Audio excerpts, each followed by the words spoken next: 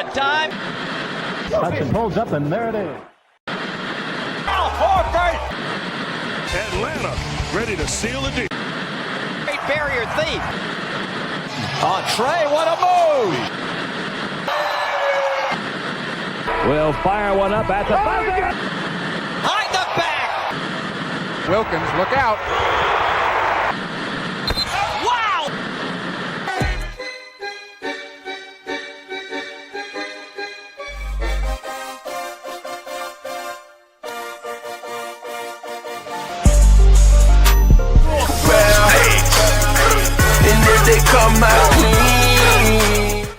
Welcome back. No, this is Bird Buggy, man. I'm sorry, man. I am here with Malik Brown. Malik, how you doing? What's good, y'all? What's going on, bro? Malik, we got some special guests in the building tonight. Yes, sir. We live tonight. We potting tonight, y'all. Yes, sir. I ain't gonna lie. Once we introduce everybody, I might have to go off cam because happy birthday to my nephew. It's my nephew's birthday. I gotta call my nephew. It's 9:30. It's 9:30, so I gotta call him before he go to sleep, man. But yeah, man. Who we got in the building, Malik? Today, man. Today we got a Hawks reporter in the building. Soaring down South fan-sided writer. Literally, I feel like every other post is you guys post on Twitter, like it blows up. It's hilarious. But we got our guy Zach in the building. Zach, what's going on? Yo, what's going on, gentlemen? How are y'all doing? Good, man. Thanks for coming on, bro. Appreciate it. Yeah, no problem at all. I appreciate Malik for reaching out. I appreciate you, Rashad, for having me. A lot going on with the Hawks, a lot going on in the NBA basketball world. So, you know, it's exciting. A lot of stuff to talk about. But appreciate y'all for having me on.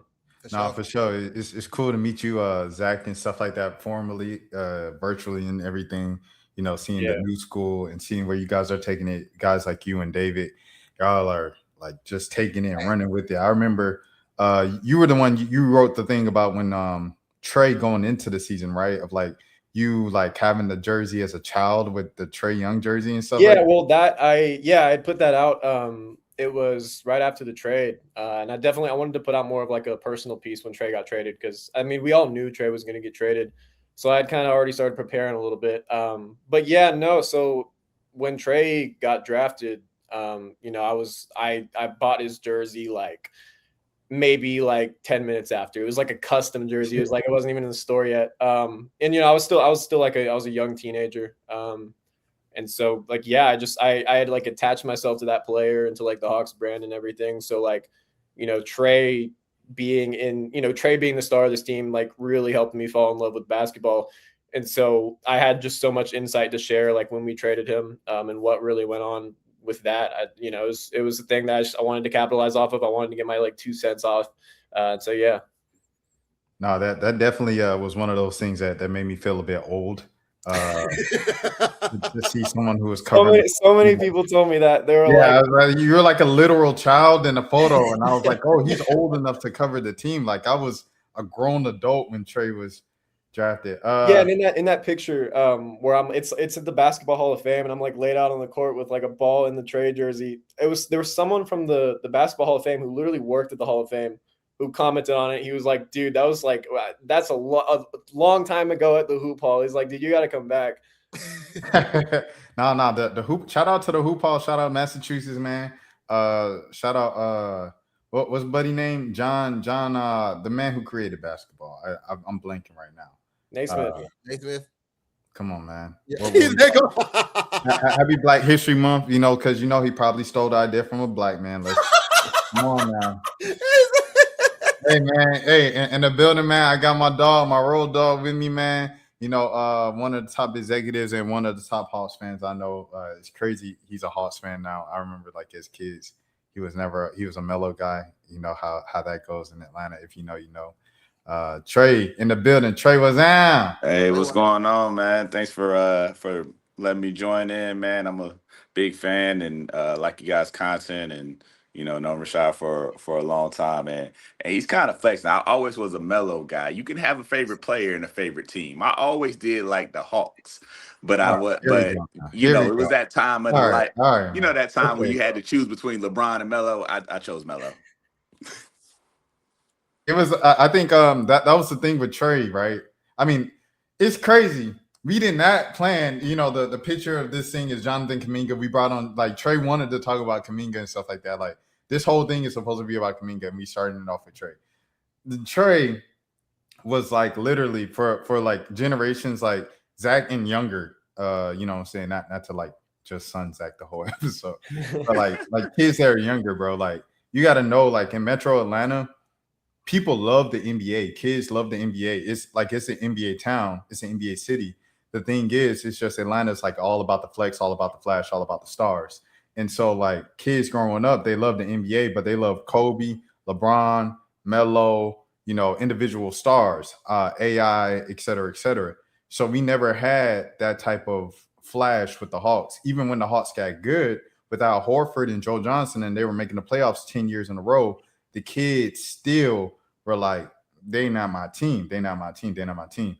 So that changed when the Hawks drafted Trey because he was the first flashy superstar that fit the mold of what kids all around the world, all around the country really enjoyed to watch. So that's why I'm like, when people kind of forced Trey out at the end, and I was like, you guys don't know what you have because all you know is Trey. So you guys don't know about having a good team, but nobody's still caring and the game still being empty because they didn't have a flashy type of guy that people who's at like, it was like, remember the time period where the Falcons games where the jersey worn the most was like Michael Vick, and Michael Vick was like long gone for 10 years and Orioles Deion Sanders, and Deion Sanders ain't played for the team in 20 years. That was the Hawks with Dominique Wilkins. It was like the most worn Hawks jersey at a Hawks game or around the city was Dominique Wilkins. And he didn't play for the team since the 90s. It'd been over 20 years. So that all changed when Trey came into the picture. So I'm going to always appreciate Trey for that, bro. And I guess, man, with that being said, should we get into it, Malik? Let's do it. All right. Everybody hold your horses, pump your brakes. Because Jock Liddell, Langdale, whatever name, first game, he looked like Kareem Abdul-Jabbar. Pump your brakes. Everybody want to crown Kuminga as LeBron James and pump your brakes. Calm down, man. But it was exciting. I ain't gonna lie to you. And it's funny because it's only the Hawks to where Kuminga get it going. Oh snap! What's that? Oh, Jalen hurt. Only the Hawks, man. Only the Hawks. You can't have both. You can't have too many good things at once, man. So I guess first things first, man. I'll go one by one. How did everybody feel about the debut of Kuminga? I'll start. We were playing the Washington Wizards, so I'm taking it with like a grain of salt. But I mean, it's hard to not be excited about what he showed. I mean, this guy was slashing. This guy looked like a much better defender than what was advertised by people within the Golden State's organization. He was knocking down the three ball. It's funny you mentioned David earlier because I was sitting next to David in media row and Kuminga was 3 for 4 from deep, and I leaned over to him. I was like, "This is so fake." And so I don't necessarily know if it's fake or not, but again, like it's hard to not be excited about his debut. And if the injury report holds true tomorrow against the Wizards, he's probably going to get another big opportunity. And I'm not saying he's going to put up 27 again, but if he keeps that same volume, if he keeps the same on-ball reps that he got in his debut, it's like I don't see why he couldn't, So that's kind of where I'm at right now with Kuminga. And so yeah, like and also like there are overreactions to it too. In my YouTube comments, like I've already got people comparing him to Dominique Wilkins. I've gotten like 3 comments on that actually, like that same front where people are like, "This is the next Dominique Wilkins." Like let's and so then I in all my videos at the end I respond to some comments. So I guess like in my next video I'm gonna kind of address some of that and be like, guys, chill out a little bit. But no, I'm excited. Okay. Go ahead, Trey. Yeah. Yeah, the Dominique thing is wild. I was excited, man. I think it was a good showing. It just felt good to have some excitement. I mean, you kind of led off the show with talking about the deflation of Trey, and kind of how that we've had that cloud for a couple weeks or so. So it was good to have some excitement, man. I mean, I was watching the game, and you could see the arena kind of come alive just by him coming on the court. I think this is a very telling picture that you have up here, because he looked happy playing basketball. And you know, when you're doing something that you love, I think the best is going to come out. And we didn't see that from him in Golden State. But a happy Kaminga could get you 27 points. I don't think he's going to average 27 points, but we see what type of talent he has. I mean, he was a top 10 draft pick for a reason. I do have some doubts on him, because I don't necessarily know what he's great at. You're right. So when you look at him, it's not like he's a great shooter. It's not like he's a great defender, but he's really good at the total game. So with that, I think the challenge is, what can you project that he's going to give you every night? Because it could be 27, it could be 12, right? So, I'd be interested as the conversation goes on is, what should we expect from Jonathan Kaminga night in, night out? But whatever we saw yesterday, if he does that, I like that. Now, I will say one last caveat. Unfortunately for my Cobb County fellows, they were torching Sharif Cooper. They switched Sharif Cooper on Jonathan Kaminga 7 out of 9 possessions that I saw in one quarter. They just kept putting him in the pick and roll, and he put that boy in the blender. I mean, in the torture chamber. So I don't think he's going to have Sharif Cooper guarding him every night. I'm not saying the Street's a bad player, but he can't guard Jonathan Kaminga. My Yeah, dog, go ahead, Malik. My bad. the one Kaminga, I mean not Kaminga, the one Sharif missed, he was like wide open for a layup, and he like completely smoked it. I said, "Oh my god, this is bad." But enough of Sharif. But before the game, I expected Kaminga to play at least 13 minutes, and I really was not expecting much, honestly. So for him to have 27 in 24 minutes was very, very, very shocking for me. But I think it was also very reassuring that maybe, and it's one game, so you can't, and it was the Wizards, but I'm starting to maybe think that Steve Kerr was the problem. He might be like 65-70% the problem right now as we're speaking after the first game, because like Trey said, you really don't know what Kaminga can do like really, really good. But his first game, he was kind of doing a little bit of everything. I really wasn't expecting him to knock down the 3 ball. Like Zach said, 3 for 4, it may be a little fake. But I mean, they were contested too. It wasn't like he was wide open. But once you get into a groove, I feel like as a basketball player, as an athlete or anything kind of just starts going in. And like you said, he was happy. He was smiling the entire game. I think the most important area where he'll help the Hawks is just in the open lane, like just running. I mean, that's what Quinn wants them to do, is just run. And his first 2 buckets were like a layup and a dunk.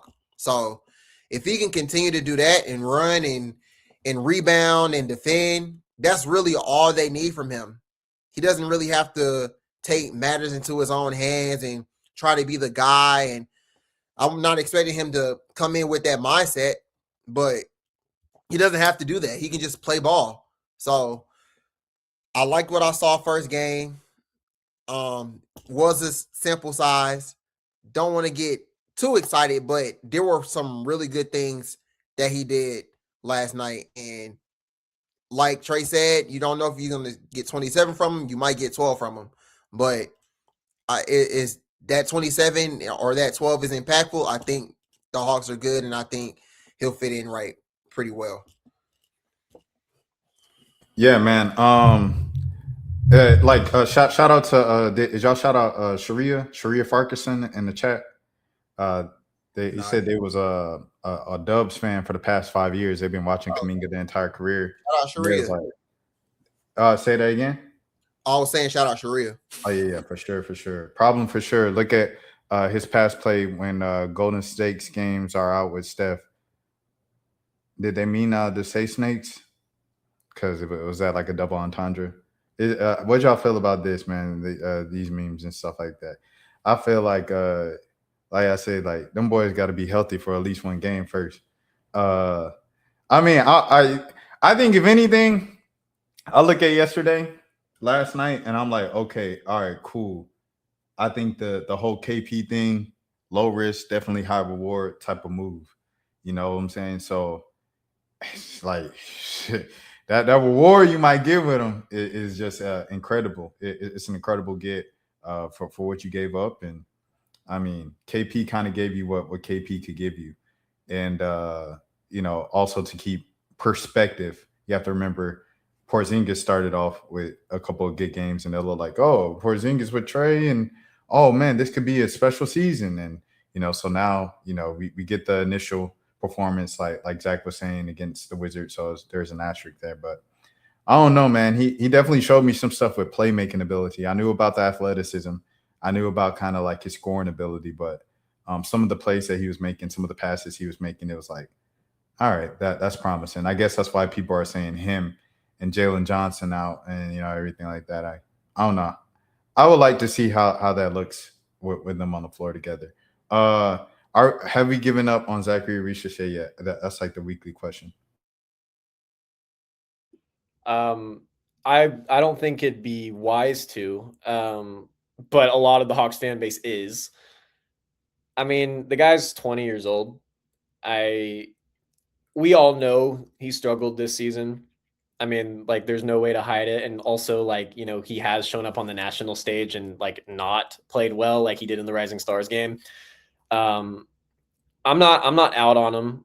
I do think him going to the bench is gonna kind of be a thing that does help him kind of succeed, because I think there were too many high expectations for him entering the year that is kind of unrealistic to like his trajectory. I mean, when we drafted him, we thought 12 to 15 point per game scorer, and we got like 12 last year. We're getting 10 this year. I mean, it's a sophomore slump. I will say one thing that was encouraging though is I think ever since he's gone to the bench, I think he's been running more. I think he's been getting out in transition more. You saw it last night with Kuminga. Like, Jonathan Kuminga and Zachary Ricochet in that first quarter especially were just diming each other up. I mean, it was just back and forth. Like, as soon as one got the rebound, the other one was all the way on the other end of the floor. And they were hitting each other like on fast breaks. It was really good. And I asked Jonathan Kuminga about that yesterday, and he gave me like an in-depth answer of just like how he wants to see Zach succeed and how everyone wants him to succeed and that the team needs him. And again, like a player of Zach's mold, every championship team has a guy like that.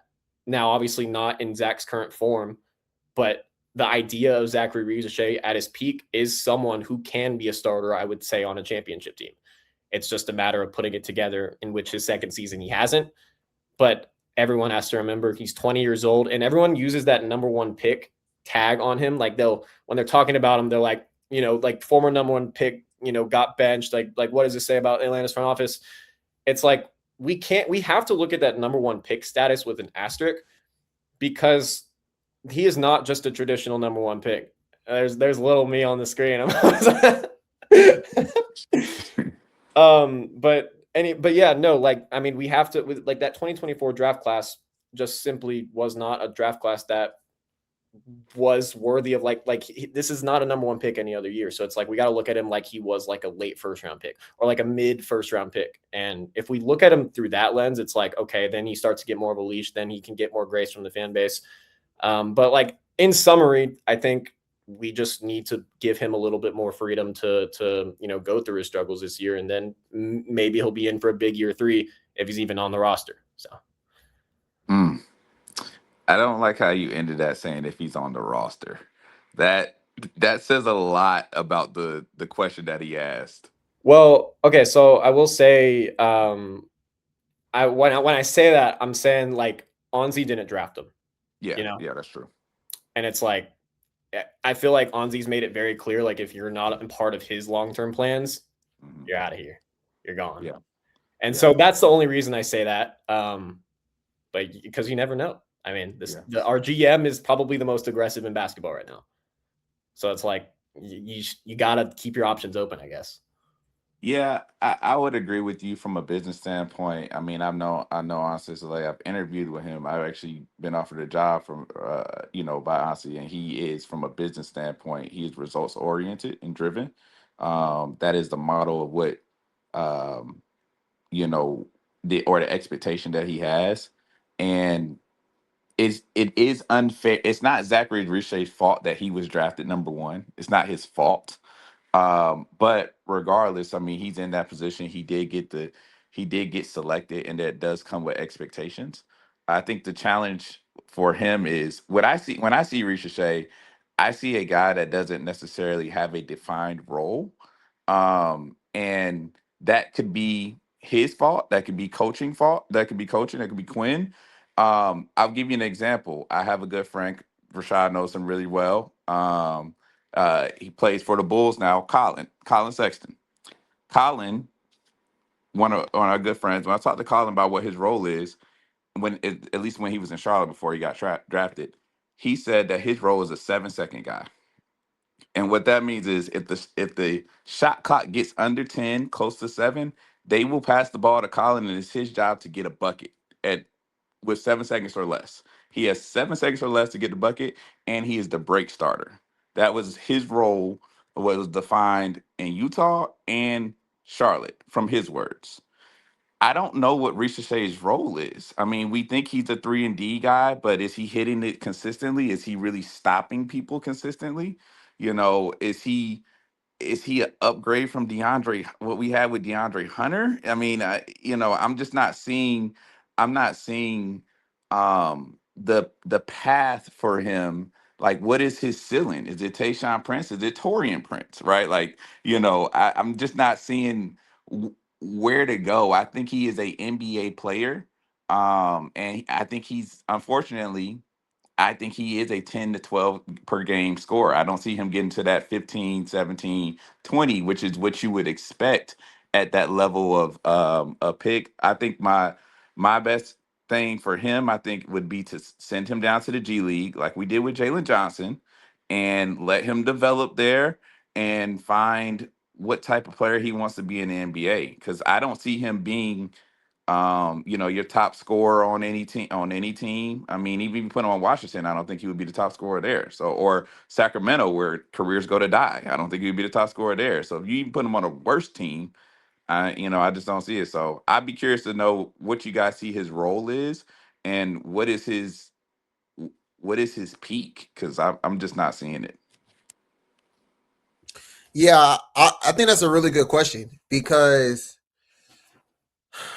for the past, I mean, his only 2 seasons, of course, he's kind of just been the guy that just gets the open looks because of who's on the floor, and he runs and he gets easy dunks and things like that.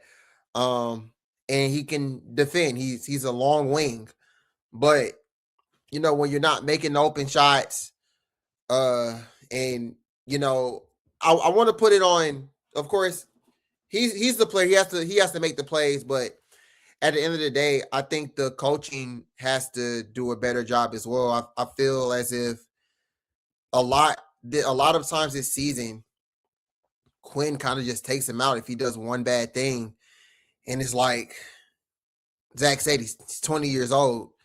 You gotta make room for him to kind of make these mistakes, and the Hawks are in this position where, I mean, the past 2 years they're like, yeah, we're building for the future and we're focusing on the young guys, but we still want to compete. And it's like, okay, this is it's kind of hard to tell what you want to do, because, okay, yeah, you want to develop the young guys, but Zach is a young guy. When he makes a mistake, he gets benched. I don't think that's development. I think that's kind of just like showing that, okay, we really want to win, which I think is why Quinn just made the move of, we finna put CJ in the starting lineup. Granted, statistically, like he's mentioned, they're just better with him with the rest of the 4 guys. But it's obvious they're trying to win games towards this second half of the season and try to make something happen instead of kind of just developing or whatever and letting Zach go out there and kind of do what he does. But I think at some point also his confidence may be kind of just like shot because, I get put out when I make a mistake. Shoot, even when I'm playing good, I still only play 20, 21 minutes. So dang if I do, dang if I don't, you feel me? But at the end of the day, he has to be the guy to go out there and start fast. He has to make the open shots. I don't think he's really given much of an opportunity to do much besides kind of just be a spot up shooter and just run up and down the court because I don't really see him dribble the ball as much. When he dribbles, it's kind of like 2-3 dribbles, pass the ball, and then, he kind of relocates. So I don't know what he specifically needs. I don't know if the G League would be something that could help him. Maybe it does because we've seen it happen for other players. But I don't know. I'm really stuck on, and I do think that bringing him off the bench could help. And playing with somebody like Jonathan, like Zach said, they were just getting up and down the court last night. So maybe that'll help. But, it's kind of just, I feel like they're just trying to figure out, the coaching staff is probably trying to figure out, okay, where does he fit? What are we going to do to kind of help him get a groove or whatever? Hey, can I ask? I got one question I want to ask. Go ahead, Trey. Go ahead, Trey. Yeah, I was going just one question, Malik, just to follow up there. As a tortured Atlanta fan, unfortunately, is Zachary Ricochet, is he the Atlanta Hawks Kyle Pitts? As in he just continues to leave you wanting more and the expectations because of where he was selected. Is he our Kyle Pitts?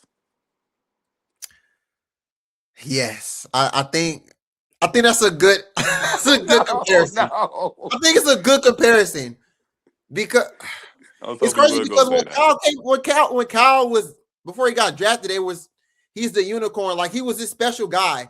And I don't think Zach was given that type of hype because of just the draft class that he was in. But I mean, if you want to look at it as far as, this guy got drafted high and he had these expectations and he just doesn't live up to them. Yeah, I mean, I guess that's the closest comparison you can get. He might be the Kyle Pitts.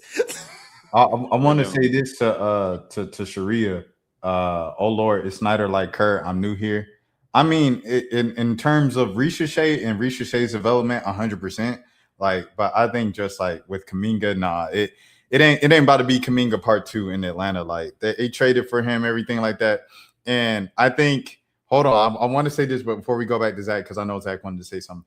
The reason that Ricochet is in this current position is because, like Malik said, they're in this weird space of we want to develop the young guys, but they also want to make a push for the play-in. DeJounte Murray today said, we got to make this play-in push, y'all. We got to make this play-in push. For those of you who don't know, the Pelicans are like 12 games from the 10th spot. And DeAndre Jordan the other night was like this. He was like, yeah, we making a push for the playoffs too. Like, what playoffs are y'all pushing for? What playoffs is y'all pushing for? The playoffs for the imaginary games? What playoffs is y'all pushing for? I was telling Malik off the camera. I was like before we started this, I was like, I completely forgot that I still had DeJounte Murray's Twitter notifications on. So, like from his time in Atlanta, because I don't know if he just hasn't tweeted in a while or something. But then I look down and it's just like DeJounte Murray just spewing nonsense. I'm reading it. I'm like, does that say play-in? I was like, do we see the Pelicans record right now? We're at like what? 17-42 or something. They are like, I think they won back-to-back games now. So they won on Saturday against the Sixers, and then they won last night over the Warriors. And then they're about to probably win the next two because they got the back-to-back series in Utah, like what you call had. Why should the NBA be competitive if they want to push for the playoff? Then that's the goal. Yeah, you could push for the playoffs. I'm just saying, it's a funny thing to say we're gonna make this push for the play-in when you're not gonna make the you know what I'm saying? Because then when it's like when you get into the play-in, then what? Yeah. Well, I mean, they made it though. I feel like for them, there's no incentive for them to tank. So I mean, like in that case, I think the Pelicans were the greatest example of why the NBA shouldn't push and promote tanking, because it's like if you are bad, you will lose. They had no incentive to lose this year, and they've lost a lot just because they're naturally bad. Zion's played 32 games in a row now. They're just not good as a unit, as a team. However, I do think they're probably going to win like 25 to 30 games by the end of the year. They won 17 so far because you have DeJounte coming back. They put Jordan Poole back in the rotation, and then Zion, he's playing probably majority of the rest of the season so he can get all of his money. So, you know, with those things being said, they're probably going to win 25 to 30 games.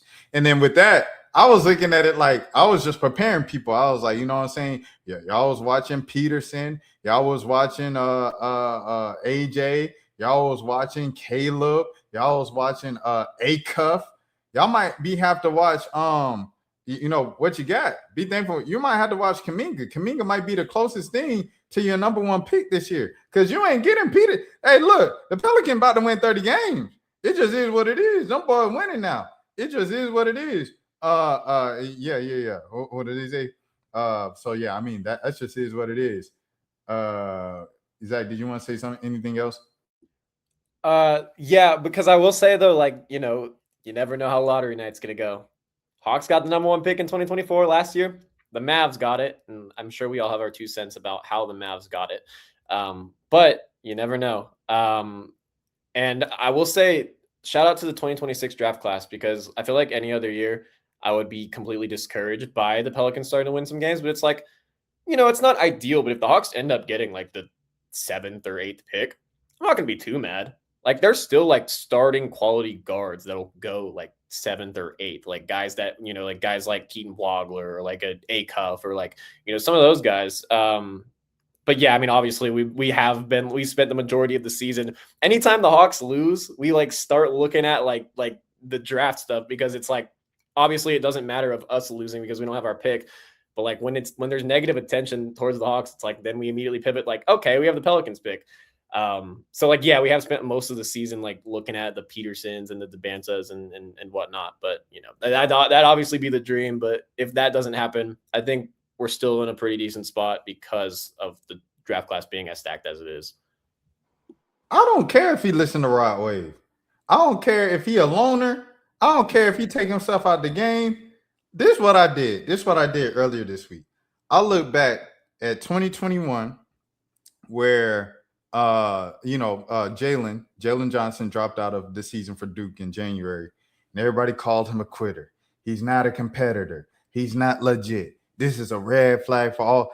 He was Jalen Johnson. For those of you like, oh man, the Hawks drafted well. There might be a lot of people who wasn't following college basketball or the NBA draft that season.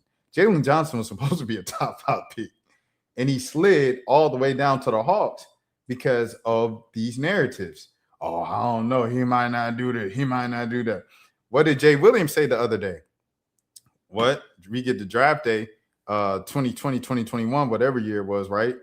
And it was like the day of. I think Anthony Edwards actually likes football more than basketball. This might not be. This might be. Can you imagine if the Minnesota Timberwolves passed up on Anthony Edwards with the number 1 pick, and then the Golden State Warriors, we talk about Steve Kerr, Sharia, the Golden State Warriors definitely would have passed on him because you already know the history between him and Kerr. So then he would have went to number 3. He would have went number 3. So it's insane to think about, like in hindsight. I think pre-draft, people just overthink things. They overthink things. This kid is Kobe Bryant, bro. Like, he came in and we did a whole episode about it. I said, stop putting Kobe Bryant on these kids. These kids can't live up to that type of. We got a whole episode about it on the channel. Man, look, I seen that Joker play. I say, hold on, man. he look like Bean, bro. The way he move like Bean. It is what it is. Here, wait, hold on. Let me see if I can find it. Y'all gotta stop with this kid. That's what That I is named so the funny. video. You know what? I forgot we did a whole pod We about did him. a whole pod saying y'all have to stop putting these kids talking about. There it is right here. Y'all have to stop with this kid 3 months ago. There it is. We did a whole pod on this, but that kid is Kobe Bryant, bro. You don't pass up on Kobe Bryant just because he by himself. But hey, in the end, Atlanta Hawks fans, we are just really just. I mean, I said we. That's crazy. That's crazy. That's crazy. I slipped up. I slipped up. My bad. My bad. My bad. My bad. My bad. My bad. My bad. I gotta rewind that. Rewind that. Atlanta Hawks fans, y'all are literally just preventing the inevitable of what's going to happen in June. Just accept it now. You could accept it today. You could accept it tomorrow. American Ricochet is coming to the Atlanta Hawks, and you're going to like it, buddy. It just is what it is. We talk about, is the current Ricochet, is the French Ricochet going to get it going? Well, how about we put 2 Ricochets on the team? You like Ricochet? Here go 2 more. It just is what it is. That's the Atlanta Hawks. Yeah, Hey, if that were to happen, I might be covering the Washington Wizards. I don't know. Hey, listen, honestly, like getting a pick like that, like a Ricochet guy, like at like 9 or 10, where's he projected now? That's not the worst outcome. I mean, it's just not pick 1, which, Nate Ament probably would have gone number 1 in the 2024 NBA draft class, which is insane to think about, but I digress. I'm actually a Nate Ament fan, man. I think he's gonna be a good ball player. I mean, he is Ricochet 2.0, but I mean, he's not what we need. But I mean, I wouldn't be mad. I think he's gonna come. I think he's gonna be, when it's all said and done, I think he'll still be a top 10 player out of that draft class. I mean, I think I think he has game, he has skill.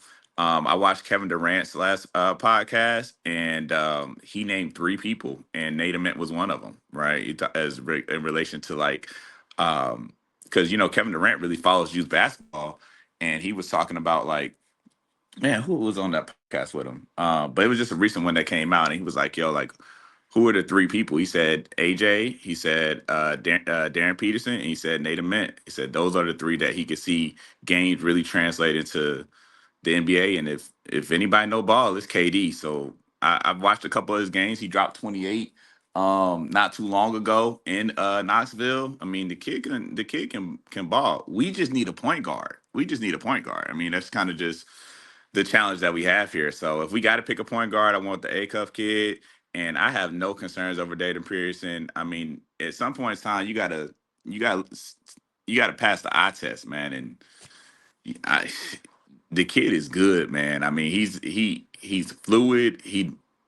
I mean, I don't think you guys can tell me if you feel different, man. But I don't think I've seen a basketball player that good from an eye test standpoint that's like complete, and you could see like, okay, he could be a star in the NBA probably since Kevin Durant on Darren Peterson.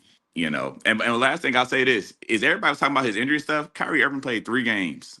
Kyrie Irving's still Kyrie Irving. That's facts. For some reason, I really want the Hawks. I mean, at this point, the way the Pelicans are playing, and you don't really know what the Bucks are going to do, the chances of the pick being like top 3 are kind of, going away a little bit. Like, of course, the Mavericks got the first pick and we're 39 and 43. Like, okay, that's some voodoo type stuff. But I mean, just numbers wise, lottery wise, it could be out of that. But in the event that they do get a top 3 pick, I am hoping that they don't get the first pick, because that is a lot of pressure. And I would rather them just have the second, or honestly the 3rd pick, where it's like, okay, somebody takes. So the first 2 teams are like, yeah, we can't deal with this Darren Peterson stuff. Like, it's too many red flags or whatever. Okay, so first team takes AJ, second team takes Cam. The Hawks are in a position where it's like, this dude, the best player on the board, honestly. Why not take him? And you explain to everybody, I mean, hey, we looked at our board and he was the best player remaining out of what we had. We had to take him. Instead of it kind of just being like they took him with the first pick and then everything blah blah blah. I would rather them take him like second or third. But in the event that Nate Ament has to come to the Hawks, I guess I'll start looking at Nate Ament highlights now. I guess I'll start looking at Tennessee ball because, yeah, man, I'm gonna have to start looking at these 5 to 10 prospect guys now because you just really don't know. And like Rashad said, the Pelicans might end up winning 30 games now since DeJounte's back in. Didn't they start DeAndre Jordan and move Derek Queen to the bench? Yeah, DJ's in the starting lineup to get ahead. defense because they don't have defense. Like Derek Queen, he's Jokic on offense and he's Jokic on defense. He does not play defense. I mean, well, he's not quite Jokic on offense either because he's got to learn how to shoot. But playmaking ability wise and stuff like that in size, he's Jokic. So yeah, he doesn't play defense. With that being said, you have him out there that don't play defense. Jordan Poole don't play defense. It ends up being the Pelicans. So, Herb Jones can't do it by himself. Zion takes plays off on defense. So now they have kind of pretty much a defensive lineup with DeAndre Jordan, Herb Jones, and hate to say it, I know it's going to trigger a lot of Hawks fans, but DeJounte Murray of like guys who at least give you some type of, type of effort defensively. Is Trey still hurt? Yeah, Trey's still hurt. He hurt himself right before in a game before the All-Star break, and he's still out. So I don't know how much longer he's going to be out. It's weird in New Orleans, like they don't give you updates. like I remember with DeJounte, like we didn't get updates. It was just like, I think he might come back next month. Ask me next month, and I was like, that's not good. And that's like we haven't spoke to Joe Dumars but twice. We haven't spoke to Troy Weaver at all. Like some boys hiding. Yeah, them boys hiding, man. You know what I'm saying? But see, the Hawks give updates. They just aren't detailed at all. It'll just be like, Reza Shea is going to be reevaluated in 2 more weeks, and then 2 weeks hit, and then it'll just be like Reza Shea is going to be evaluated in 2 more weeks. We're just like, what's going on? I feel like over the past few weeks, a lot of people, I guess that I've been talking to, are really okay with the idea of Cam Boozer, and I'm not mad at the idea if the Hawks have to pick him. Malik, I want to say this too. You said you don't want the number 1 pick because it's too much pressure, this or that. Put the foot on the gas, man. Look. This is what I did. This is why I pulled this picture up. Look, the fix is in. The fix is in. Hey, look, hold on. Let me stop. The fix is in. The Hawks did this. So Adam Silver did this. The fix is in. Darren Peterson, you're a Hawk, buddy. It is what it is.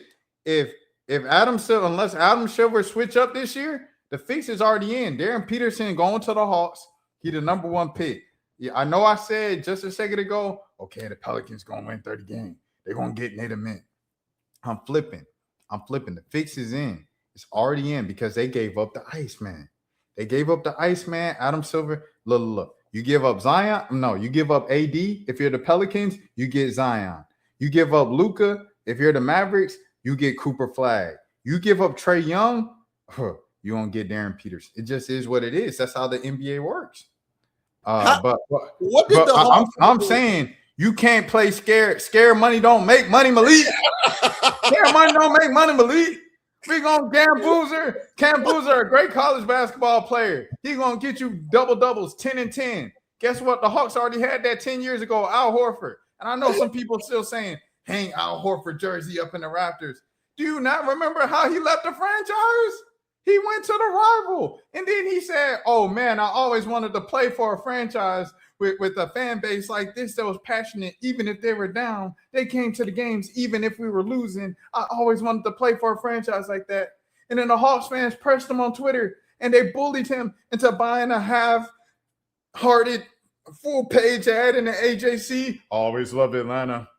Atlanta will always be. Man, look, Hawks been there, done that with Cam Boozer. His name is Al Horford, and Al Horford's had a Hall of Fame career. Salute to Al Horford. He's an NBA champion, multi-time All-Star. The Dominican, black, he Dominican. Shout out to Al Horford. Do you want that again if you the Hawks? When you have the chance to get Kobe Bryant, put the pedal to the metal. We ain't playing no games no more. We not doing that. I remember someone mentioned that if there's going to be a year that a team trades the number 1 pick, it's this one, because there's 3 guys at the top, or maybe even 4 if you include Caleb Wilson, that could be worthy of a number 1 selection. So let's say on draft night, the Hawks get the 3rd pick, and then the number 1 pick goes to like the Kings or something.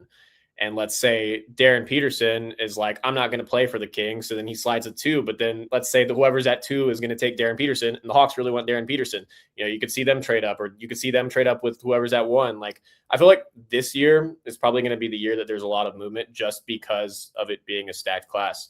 And to Rashad's point, we traded Trey Young. Like, I'm not saying that there's something deeper here, but I am saying that, like, the trend is obvious. Like, you can't ignore it. I mean, I'm sorry. But anywhere through 1 through 4, I will be okay with. And I think everyone's forgetting about Caleb Wilson because he is someone who hasn't gotten a lot of the media spotlight that like a Peterson or a Boozer or a DeBonsa have. But this guy's a hometown kid.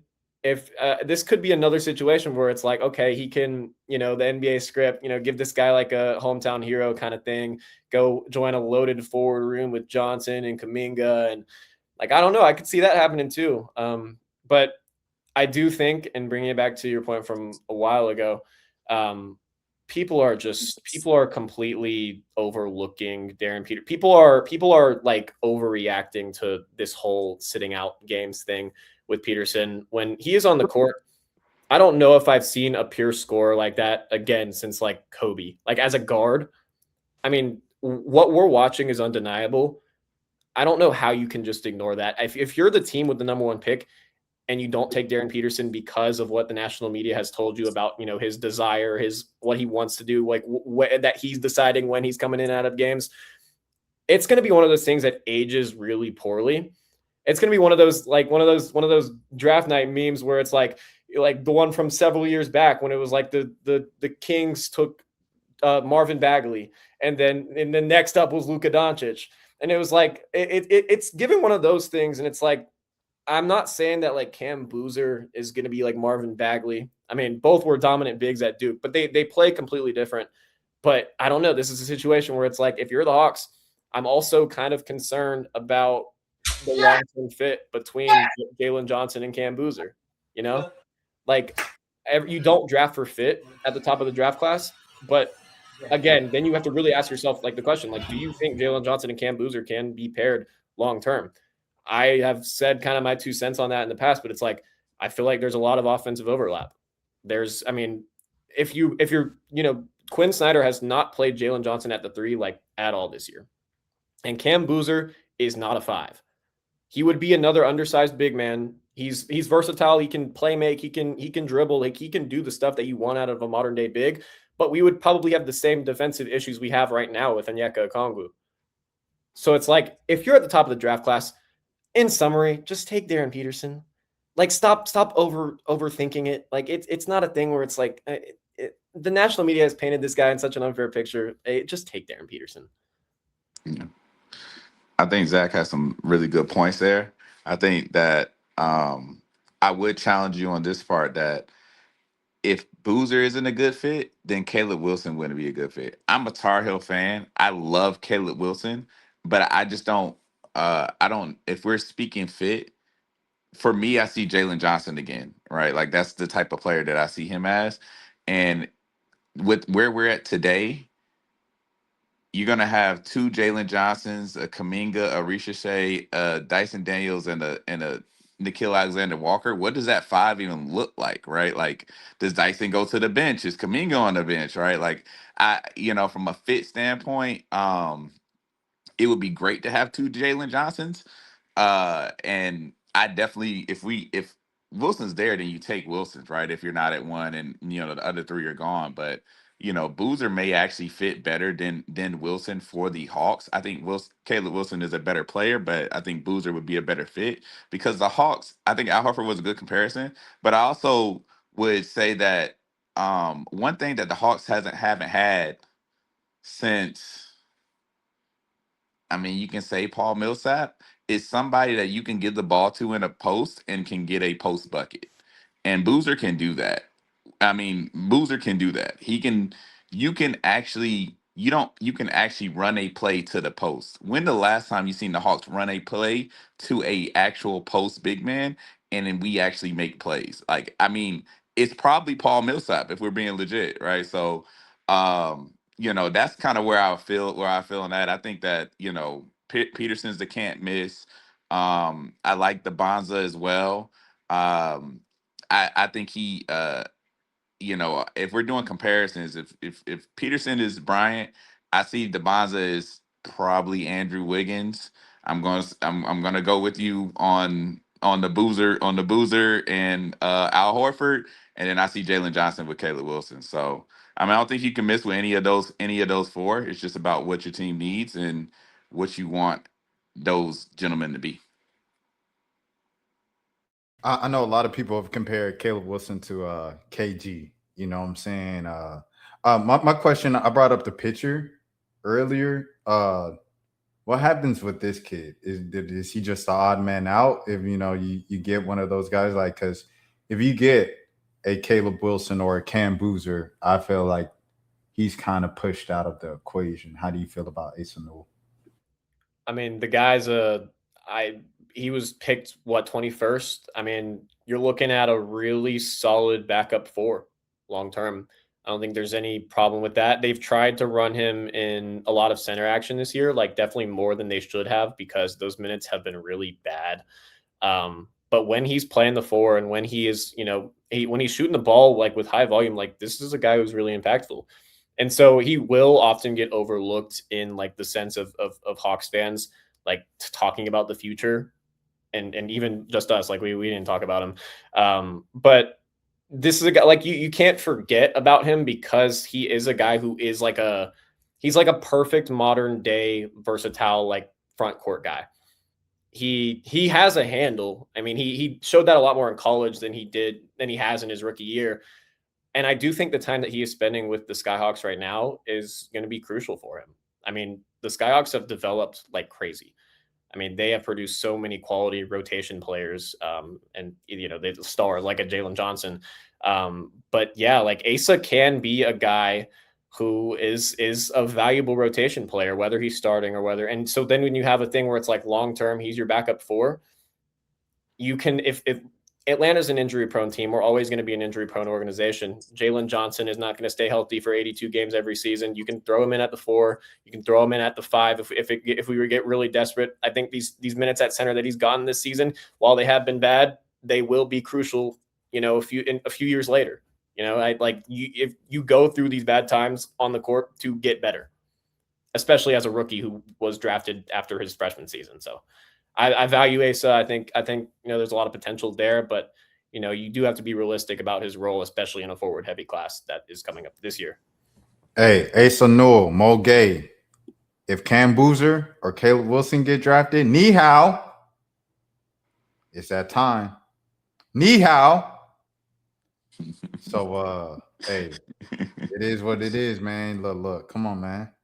Hey, Sharia Farquharson said, I was going to say y'all need a big man. What happens when y'all face the West? Y'all need some size. Pause. I mean, there's no Wemby in the draft, so that's still going to be a problem regardless who they take. There ain't no Wemby in the draft. I don't know when the next one of them jokers come around. It just is what it is. You're just going to have to lose that battle twice a year and 4 times if you see him in the finals. It just is what it is. I want to start researching past games. Who plays 5? Who plays 5 right now is Onyeka. The below. He plays 5 right now. That's what they genuinely, this team needs a point guard. I think you're on mute. Maybe I just can't hear him. Wait, can y'all hear me? Yeah, I hear you. Okay, my bad. I was saying, I think generally this team needs a center and a point guard. Like if you're talking about after this season, I mean they need a point guard now, and they're working with Jock Landale and Koloko and Onyeka right now. But you can upgrade at center this offseason. I don't know how you do it, but I know folks are talking about Hardenstein possibly. But you definitely need a point guard because right now, I think there are a lot of misfits or people playing positions they really probably were not expecting to play this season. Like we just talked about Asa playing the 5, and he's really a 4. I think Mo has probably played some center. Dyson's playing point guard. Nikhil is dang near playing point guard at times. Like these guys weren't expecting to do all of this at the beginning of the season. And granted, I mean they're doing the best with what they can, but yeah, you need a point guard. you generally need a point guard because they don't have a legit point guard on the team. CJ's dang near playing point guard now, and CJ is like a combo guard. I would have feel so. Gabe Vincent. Oh my God, Gabe Vincent. I'm so concerned with how much Quinn Snyder loves Gabe Vincent. Yeah, like, and Malik, you've been there. Like post game, like he will go out of his way to mention Gabe Vincent every single night. No one will ask him about Gabe Vincent. He cannot be playing over Buddy Hield. And I know they say, defense. Like, bro, no, bro. Hey, shout out to True with the most legendary, iconic line of this podcast in the history. True, I wish you would come back on the pod at some point. Hey, Solomon Hill, salute to your defense and whatnot. Buddy does not need to be he's the worst player in the NBA. Lakers fans were like, please, can we play Bronny over Gabe Vincent? Lakers fans were begging to play Bronny James Jr. over Gabe Vincent, bro. He's the worst player in the league. He don't need to be seeing no court. The same way that D'Angelo Russell's treating the Washington Wizards, that should have been Gabe Vincent with the Hawks. You know why Gabe Vincent didn't do that with the Hawks? Because he knew if he got cut, he won't go get another job. That was it. It ain't 2021 no more. It's over. His Linsanity run is over. Go ahead, Zach. Yeah, I mean, I don't even know if it was necessarily a Linsanity run. I mean, you know, he had like maybe, you know, a few like quality games. Like as a member of the Heat, like I have a buddy who's a big time Lakers fan, and yeah, like when we made that trade, it was just like a thing where he was like, "What the hell are y'all doing?" Like, I tried to explain the whole like second round pick, whole trade exception thing, but like if you're looking at player for player, yeah, we got fleeced in that one. But you know, I feel like that is probably like Onzi's first real miss because like I would, you know, then you would argue like the trade and you know whatnot, but it's like obviously we weren't going to get any value out of Trey, and he didn't fit in with what we were wanted going forward. But yeah, and honestly, like I can't lie, like last night Gabe Vincent was actually pretty solid. I mean, I actually kind of like the minutes out of him. Now, if he is a member of our rotation every night, we are not going to be a good team. I mean, there's literally no other way to put it. He's a valuable player in a certain role, and that role is like a garbage time player. So, but no, hey, Buddy Hield. I've always been a big fan of Buddy Hield. Even if he's probably not a very impactful player in 2026, I don't know why. It's just been like a bit like I remember his season at Oklahoma, and that was like one of the most exciting, like his final season at Oklahoma. Like I was super excited about that. I followed Buddy Hield throughout the league for a little while, just keeping up with him. And so like him landing on the Hawks, like it is like kind of special to me, but like this guy, he didn't even, when we were up 30 yesterday on the Wizards, he didn't even play in garbage time. Like he literally was the 6-man section who's like right under media row. They're chanting, "We want Buddy." And they didn't even put like Quinn didn't even look his way. So I was like, I don't really know. I guess this is just a thing where like Buddy's he's going to get cut in the offseason, or I don't remember if he has like an option or anything, but I highly doubt that they bring him back because like they won't play him. Like he's not going to play over Gabe Vincent, especially because Quinn Snyder loves Gabe Vincent. I think he does have an option, player option. I think it's like if he gets cut, it only is like $3 million off their worth the cap sheet or something like that. So if they cut him, it's not a huge loss. I think he should be played, bro. Like, but you know what the Hawks really need to do if they need a point guard and a center? I think they should talk to Washington Wizards. They should talk to the Golden State Warriors, and they should try to get Trey Young and Kristaps Porzingis. Now, hear me out. Okay, so Trey Young, he feels the need. They need a point guard, right? Okay, you get Trey Young. He had a couple all seasons. He coming back from injury. I don't really think he's as hurt as they're playing. Because I think they're trying to tank. They're trying to get AJ. 200K. Kristaps Porzingis, yeah, he has injury history, but if you can get him healthy enough at the right time of the year, just a couple of years ago, this guy, a lot of people forget, him and Al Horford, that was the front court for the Boston Celtics to win the championship. I think if you get those two guys on your roster, you fill both needs, a point guard and center, and I think the Hawks are well on their way. Now, with that being said, we want to go to next week's schedule. And next week's schedule so far at the time of recording this, you got the second of the Trey Young series that Trey Young's not participating in. He's just crying from the bench about. And shout out to Trey too, by the way. That's my dog, man. I cried the night that Trey was traded, and boy, like I got emotional. I was holding back tears just watching him hold back tears yesterday and seeing Harry the Hawk dap him up. That was pretty funny to me. That was a great. Atlanta did a great job in terms of the fans of giving him a standing ovation, and not just some like sitting down and some fans standing up. The whole arena, from what it looked like on TV, it looked like the whole arena stood up for him, which is what Trey deserves. So salute to the second greatest player in franchise history, Trey Young, man.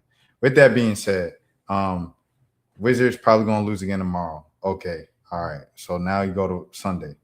Trailblazers, that's in Atlanta, yeah, because they just played in Portland. And then Milwaukee at Milwaukee.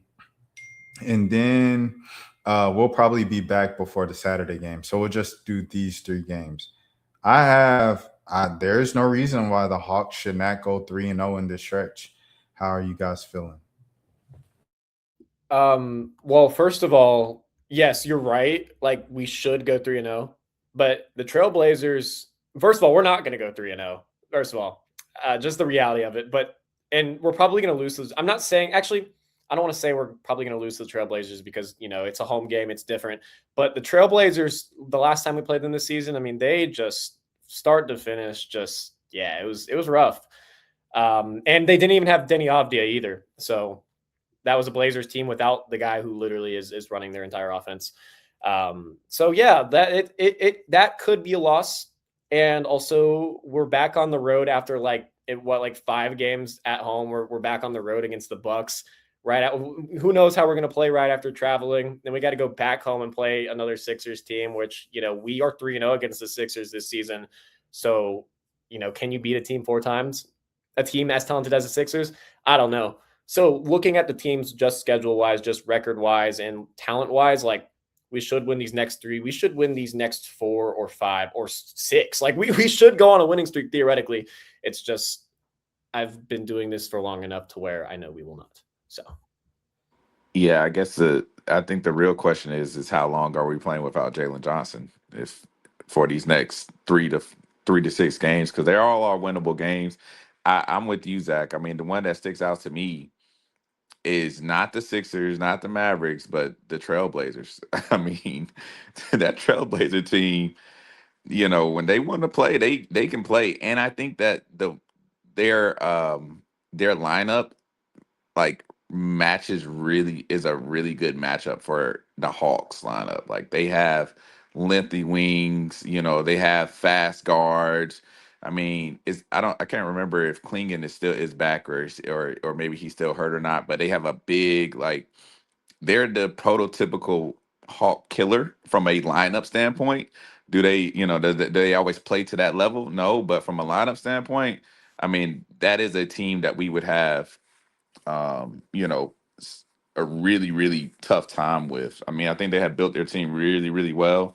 You also got to take in the fact that, Scoot Henderson, I mean, we don't really talk about him a lot, but he's a hometown kid. Is he going to, come home and want to put on a show, right? So, that's another guy that you got to take into account if he's playing, so I mean, out of all those games, man, I mean, That the Blazers the one that really scares me. And then how many games are we gonna go without Jalen Johnson? It is it a win if we go 3-3 these next 3 games? I mean these next 6 games? Does that get us any closer or any farther? So nah, but that Blazers one's the biggest one for me that is the worry. So Yeah, Blazers too. I generally don't remember the last time the Hawks didn't beat them at all last year. I remember. I think the game they played in Portland, the Hawks were like winning by a lot, and then the Blazers came back and won. And then the game at home, I think Donovan Clingan went crazy or something. And then of course this time they played them at Portland this season, they didn't win. So they always do seem to give the Hawks problems.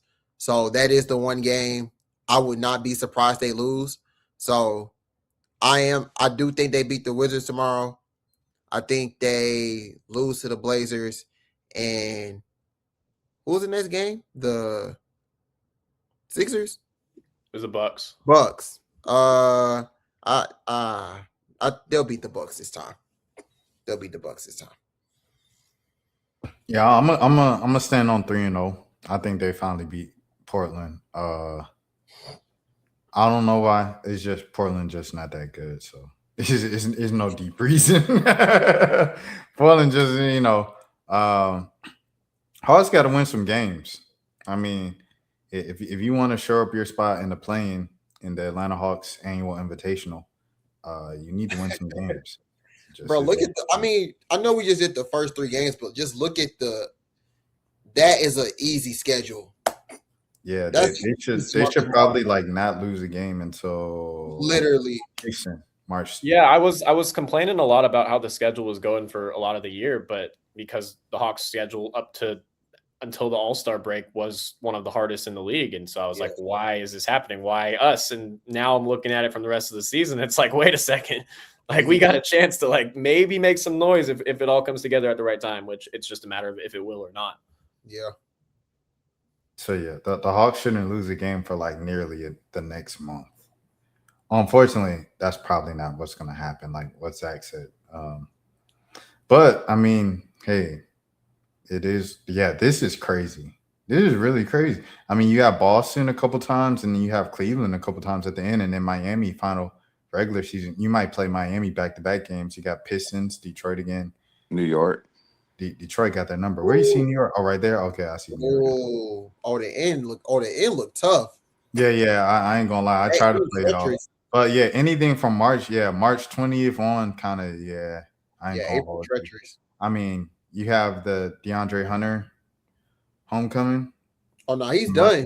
Yeah, they shut him down for the season. Yeah, he got eye surgery. Yeah, whatever that is. Yeah, so yeah, man. So you have the Kevin Huerter return though. Kevin Huerter homecoming. Oh no, that's in Detroit. Never mind. Also, we're not even talking about how that game against the Blazers is going to be the return of Vít Krejci. He'll get a tribute video. Oh yeah. We literally a joke was literally made. Shout out to Chase. Chase made a joke. He was like, "What's next? A Vít Krejci tribute?"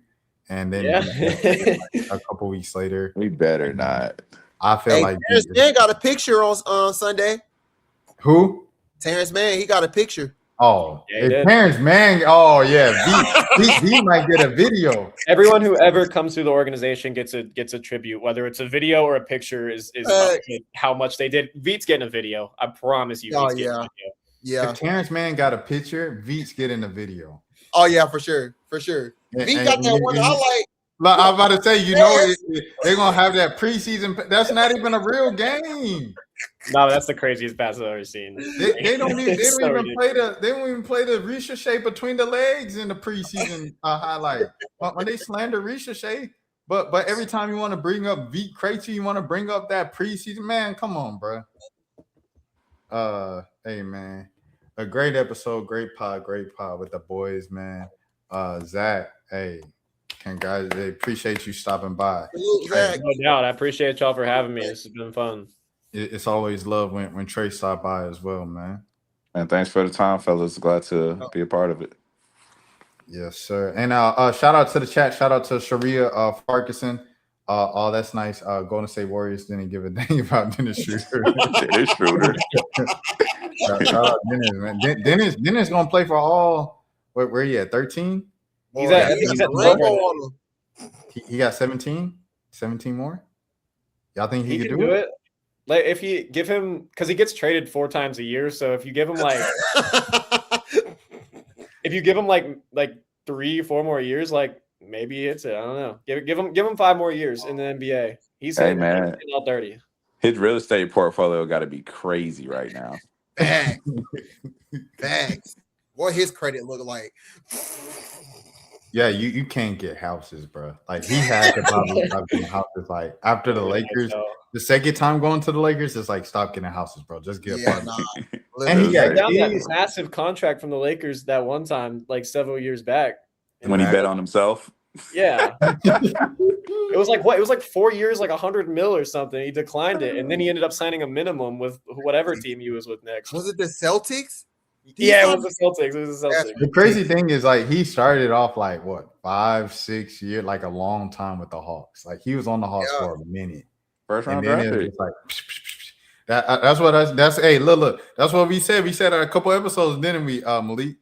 It said you be with the team you were drafted by that first trade. Like, yeah, Kevin Herter take it personally every time he faced the Hawks. They traded him once. Now he goes bing, bing, bing, bing, bing, bing, bing.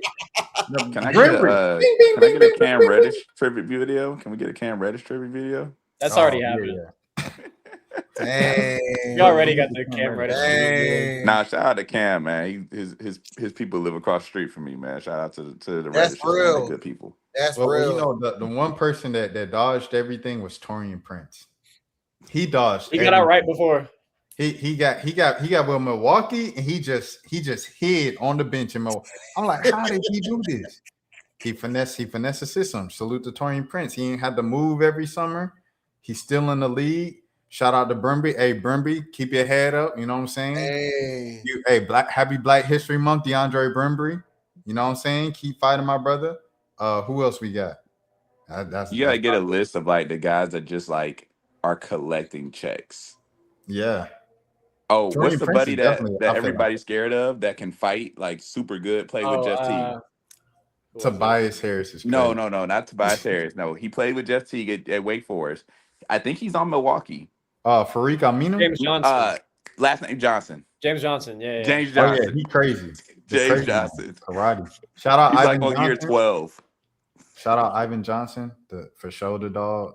The original. You wouldn't even call him a Hawaiian because he wasn't young. He was old when he was on the Hawks. He's like a 28-year-old rookie with golds in his mouth and stuff. Mm-hmm. Yeah, the NBA don't make it like that no more. Cody Zeller. Oh, collecting checks Hall of Fame. That was Chandler Parsons towards the end of his career. He was on like that $25 million contract with the Hawks. Luau Deng. I remember they got in trouble for posting that picture. It was Chandler Parsons and Evan Turner, and they were like the bag boys. And then I wanted to do a story on them. So I was in town. I was living in Mississippi at the time, but I was in town because it was Christmas time. So like I waited at the practice facility at Emory for like 2 hours, and Chandler didn't want to do it. He went home, but Evan Turner literally just waited for me to leave. And so I was just waiting for 2 hours. And then I was like, all right, I'm going to head out. And he's like, are you going to head out? I was like, yeah, I'm going to head back to Mississippi. He said, all right, bro. So I dapped up, the PR guy at the time. And then I went in my car. I go to the red light. Who's at the red light next to me? Evan Turner. And his, it's all pitch black. All NBA players, they ride pitch black. But I knew it was him because the license plate was Oregon. And he last played for the Trailblazers. So I was like, dang, Evan Turner is literally just waiting for me to leave. Shout out Evan Turner. Hey, new Concrete Volume 2 on the way too. Shout out y'all. It's us. Hey, Carefree though. That's what we listen to that real music. Shout out Caribou, man. Hey, is that it? Is that it for everybody? Well, hold on. How can the people follow Zach? Trey, if anything you want to plug as well, let the people know. Yeah, everyone. So Twitter, Zach Langley NBA, YouTube, Hawks Latest. Write for soaringdownsouth.com. It's a fan-sided affiliate. But yeah, that's where I'm at right now. I also have a Patreon. if you want to become a member of that, I would definitely recommend it. I got lots of cool, exciting content coming. And so, yeah, I'd appreciate if anyone could sub or follow or whatnot. Yeah, not really big on social media, but big in the business world. So feel free to follow me on LinkedIn. I also do AI automations for small businesses, working at Microsoft. So that's where you can find me, Trey One. Y'all know as always, Malik_ATL, Twitter and Instagram. And if you want to find me on YouTube, type in Malik Brown GSU and I will come up. Wait, hold on. Where you go, Malik? Oh, there I go. No. On the first video. There we go. I said, dang, they got my boy Malik out of here, bro. You can't even search Malik Brown GSU no more. They got all your highlights. You still got all your highlights for here. Dang, that's crazy. That was throwback. Almost 8 years ago. How does that make you feel? You feel old? Old, bro. 8 years ago doing college stories. Man. All right, man. We're gonna get out of here. We're gonna let y'all enjoy y'all's night. So I appreciate all y'all boys, man. Hey, appreciate the chat. Sharia Farkason, everybody holding it down as well. We'll see y'all next week. Birds and Buckets. Peace. What a time. Hudson pulls up, and there it is. Horford. Atlanta ready to seal the deal. Great barrier thief. Trey, what a move. Will fire one up at the buzzer. Behind the back. Wilkins, look out. Wow.